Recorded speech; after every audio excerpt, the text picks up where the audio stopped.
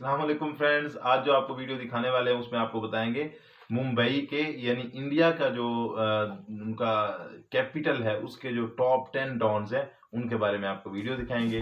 District news Hindi YouTube channel की जानिब से अपलोड हुई है और इसका लिंक आपको डिस्क्रिप्शन में मिल जाएगा। तो चलिए वीडियो को स्टार्ट कर लेते हैं।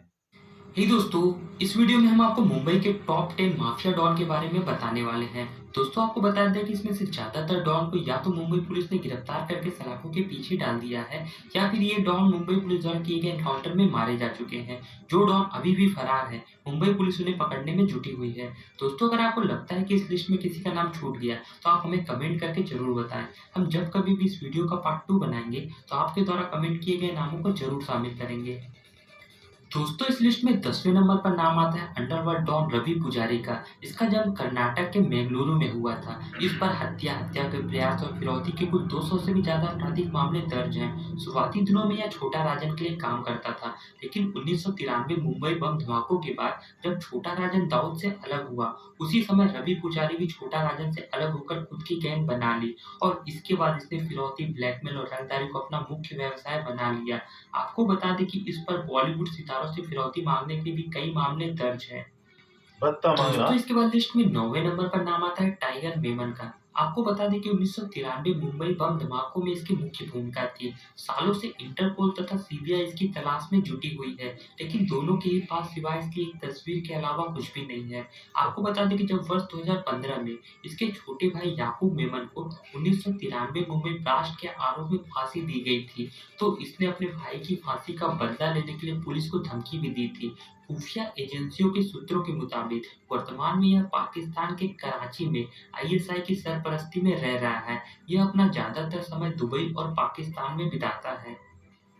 दोस्तों, इसके बाद लिस्ट में 8वें नंबर पर नाम आता है छोटा राजन का। इसका जन्म 1968 में मुंबई के चेंबूर की तिलक नगर बस्ती में हुआ था।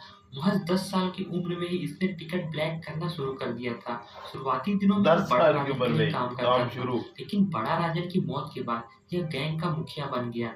इसी दौरान अंडरवर्ल्ड डॉन दाऊद इब्राहिम से इसके संबंध बन गए और यह हत्या, तस्करी और फिल्म फाइनेंस के धंधे में उतर गया। इसके बाद यह दाऊद के साथ मिलकर भारत ही नहीं बल्कि पूरी दुनिया में गैर कानूनी काम करने लगा। लेकिन वाह, 1993 कमाल है मुंबई यार। बम ब्लास्ट के बाद यह दाऊद से अलग हो गया। दोस्तों, इस लिस्ट में 7वें नंबर पर नाम आता है वरदराजन मुदालियर का। इसका जन्म 1926 में मद्रास प्रेसिडेंसी थूथुकुडी में हुआ था। यह छोटे-मोटे काम कर कर तंग आ चुका था और इसी वजह से ज्यादा पैसा कमाने की चाह में यह 34 साल की उम्र में अपना घर छोड़कर मुंबई आ गया। मुंबई आने के बाद इसे कोई अच्छा काम नहीं मिला। इसी वजह से यह वीटीसी स्टेशन पर एक कूली के रूप में काम करने लगा और इसकी किस्मत का तारा यहीं से चमका जब इसकी मुलाकात एक शराब तस्कर से हुई। देखते ही देखते यह अवैध शराब तस्करी के धंधे का बादशाह बन गया और मुंबई के लोग इसे वर्दा भाई के नाम से जानने लगे। दोस्तों, इसके बाद इस लिस्ट में 6वें नंबर पर नाम आता है अबू सलेम का। इसका जन्म 1968 में आजमगढ़ जिले के सरायमीर गांव के एक सही। निम्न मध्यम वर्गीय परिवार में हुआ था। इसके पिता पेशे से वकील थे, किंतु बचपन में ही पिता की सड़क दुर्घटना में मृत्यु हो जाने के बाद नाम तो घर मुस्लिम वाला संभालने है की ना। जिम्मेदारी अबू सलेम के कंधों पर आ गई और वह मैकेनिक का काम करने लगा। हालांकि इसी बीच इंटरमीडिएट की पढ़ाई पूरी करने के बाद इसने अपना घर छोड़ दिया और दोबारा कभी लौट कर नहीं आया। घर से भागने के बाद पहले इसने दिल्ली का रुख किया और कुछ समय वहां टैक्सी चलाने के बाद यह मुंबई चला गया। आपको बता दें कि मुंबई जाने के बाद इसने कई छोटे-मोटे काम किए और इसके बाद यह रियल एस्टेट ब्रोकर के तौर पर काम करने लगा। सही। रियल एस्टेट ब्रोकर बनने के दौरान ही मुंबई में माफिया लोगों से इसकी पहचान हुई और यह जुर्म की दुनिया में उतर अभी गया। तरक्की कर आपको रहा बता है। दें कि एक समय यह दाऊद इब्राहिम का निकट सहयोगी था और इसे दाऊद का दाहिना हाथ भी माना जाता था। 1990 में दाऊद ने डी कंपनी की देखरेख का काम अबू सलेम को सौंप दिया और इसके बाद अबू सलेम दाऊद के इशारे पर फिल्मी सितारों और कारोबारियों से जबरन वसूली का काम शुरू कर दिया। इसने दुबई में अपना एक बिजनेस भी शुरू किया था, जिसे किंग ऑफ कार ट्रेडिंग का नाम दिया गया था। वाह, दोस्तों, इस लिस्ट में 5वें नंबर पर नाम आता है हाजी मस्तान का। हाजी ये भी मस्तान की मुस्लिम कहानी लग रहा है किसी नाम से फिल्म तो। की स्टोरी से कम नहीं है। अपना बचपन बेहद गरीबी में गुजारने वाला मस्तान जब अमीरी की सीढ़ियां चढ़ा तो ऐसी ऊंचाई पर पहुंचा जहां पहुंचना किसी के लिए भी संभव नहीं था। किसने सोचा था कि साइकिल मरम्मत की दुकान चलाने वाला मस्तान एक दिन लंबी गाड़ियों में घूमेगा और पूरी बम्बई पर राज करेगा। कहा हाँ। जाता है कि मस्तान डॉन जरूर था, लेकिन उसने कभी गोली नहीं चलाई और ना ही किसी की जान ली। ऐसा नहीं था कि वो अहिंसावादी था, लेकिन वह यह सब काम अपने आदमियों से करवाता था। दोस्तों, हाजी इसी ने मस्तान किया ना। मूलतः तमिलनाडु का रहने वाला था, लेकिन 8 साल की उम्र में ही यह अपने पिता के साथ मुंबई आ गया था।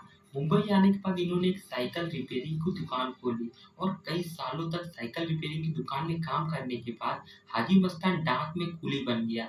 यहीं पर इसकी दोस्ती एक अरब से हुई, जो तस्कर था। जब एक मामले में वो तस्कर जेल गया, तो उस तस्कर की एक पेटी हाजी मस्तान के पास रखी हुई थी। जब वो तस्कर जेल से लौटा, तो मस्तान ने उसकी पेटी खोली भी नहीं थी। इस बात से खुश होकर उस तस्कर ने पेटी में रखा आधा सोना हाजी मस्तान को दे दिया और उसे अपने तस्कर के धंधे का पार्टनर बना लिया। दोस्तों, इस लिस्ट में चौथे स्मगलिंग। नंबर पर नाम आता है करीम लाला का। इसका असली नाम अब्दुल करीम शेख खान था। इसका ये जन्म भी मुस्लिम 1911 है में यार। अफगानिस्तान के कुरान प्रांत में हुआ था। इसका परिवार काफी संपन्न था, जो कि कारोबारी व्यवसाय से ताल्लुक रखता था। जिंदगी में ज्यादा कामयाबी हासिल करने की चाह ने इसे हिंदुस्तान की तरफ जाने के लिए प्रेरित किया। इसी वजह से 21 साल की उम्र में यह भारत आ गया। इसने मुंबई में अपना कारोबार शुरू कर दिया। उस समय किसी ने सोचा भी नहीं था कि एक दिन करीम लाला मुंबई का सबसे बड़ा माफिया गैंगस्टर बन जाएगा। यार करीम लाला ने मुंबई में दिखाने के लिए तो कारोबार शुरू कर दिया था, लेकिन वास्तव में वह इस कारोबार की आड़ में हीरे और जवाहरात की तस्करी करने लगा। 1940 तक इसने इस काम में एक तरफा पकड़ बना ली थी। आगे चलकर इसे तस्करी के धंधे में किंग के नाम से मशहूर हो गया था। इसके बाद इसने मुंबई में कई जगहों पर शराब और जुए के अड्डे भी खोल दिए। इसका काम और नाम दोनों ही बढ़ता जा रहा था।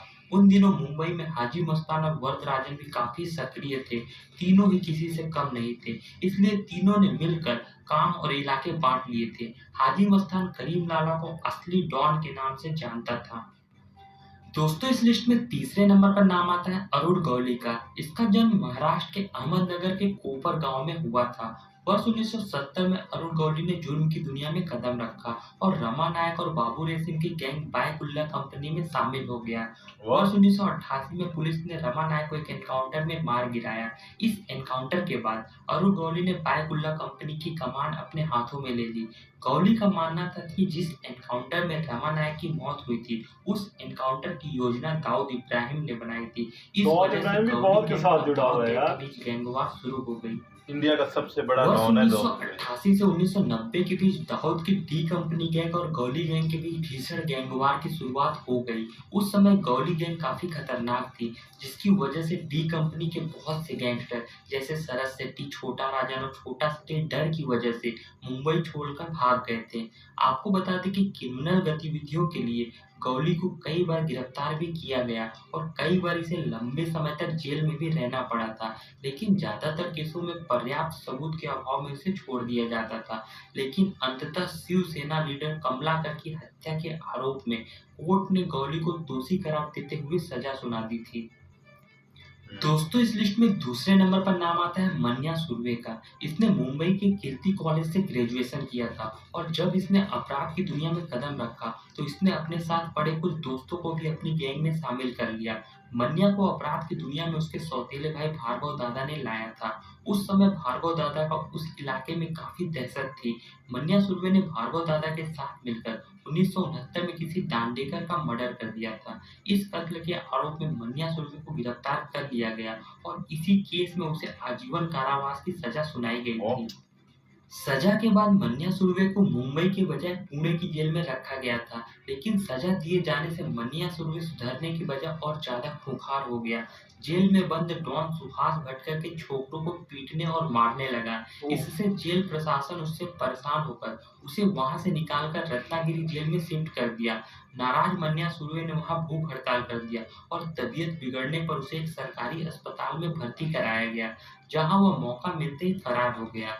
वहां से फरार होने के बाद मन्या सुर्वे मुंबई आ गया और नए सिरे से गैंग का निर्माण किया और काम सैकड़ों छोड़ा नहीं है, फिर वारदातों भी को वही काम अंजाम शुरू दिया। किया है। दोस्तों इस लिस्ट में पहले नंबर पर नाम आता है मुंबई बम ब्लास्ट के मास्टरमाइंड दाऊद इब्राहिम का। इसका जन्म 1955 में महाराष्ट्र के रत्नागिरी में हुआ था। इसका रियल नेम शेख दाऊद इब्राहिम कसकर है। इसके पिता मुंबई में हवलदार थे। स्कूल के दिनों में बुरी संगति में पढ़कर इसने चोरी डकैती और तस्करी करना शुरू कर दिया, जिससे परेशान होकर इसके घर वालों ने इसकी शादी करा दी। लेकिन यह फिर भी नहीं सुधरा और जुर्म की दुनिया में आगे बढ़ता चला गया। उन दिनों मुंबई में underworld don Karim Lala gang का राज हुआ करता था। दाऊद भी इस गैंग में शामिल हो गया और कई वारदातों को अंजाम दिया। आपको बता दें कि 80 के दशक में चोरी और तस्करी करने वाला दाऊद जुर्म की दुनिया का बड़ा नाम बन गया था और इसी के साथ वह फिल्म, फाइनेंस और सट्टेबाजी का काम भी करने लगा था। इसी दौरान इसकी मुलाकात छोटा राजन से हुई और दोनों मिलकर भारत ही नहीं बल्कि भारत के बाहर भी अपने धंधों को फैला दिया। मुंबई और दुबई के बीच इनके गुनाहों की तूती बोलने लगी। इसी दौरान 1993 मुंबई ब्लास्ट के बाद दाऊद और छोटा राजन अलग हो गए। दोनों ने भारत छोड़ दिया। भारत छोड़ने के बाद दाऊद पाकिस्तान में रहकर वहीं से भारत के खिलाफ साजिश रचना शुरू कर दिया। भारतीय खुफिया एजेंसियां लगातार दाऊद को पकड़ने में जुटी हुई हैं। दोस्तों तो ये थे मुंबई के टॉप 10 डॉन। अगर आपको लगता है कि इस लिस्ट में किसी का नाम छूट गया है तो आप हमें कमेंट करके जरूर बताएं। बता कि हम सकते जब हैं कभी तो कमाल वीडियो यार, क्या इन्फॉर्मेशन दी है बंदे ने। तो यार इस पे लाइक करना तो बनता है और साथ में सब्सक्राइब भी कर दें और बेल आइकॉन को जरूर प्रेस कर दें ताकि हमारी हर नई आने वाली वीडियो जो कि इस तरह इंटरेस्टिंग इन्फॉर्मेटिव होती हैं वो आप तक सबसे पहले और बआसानी पहुंच सके। तो शुक्रिया, अल्लाह हाफिज।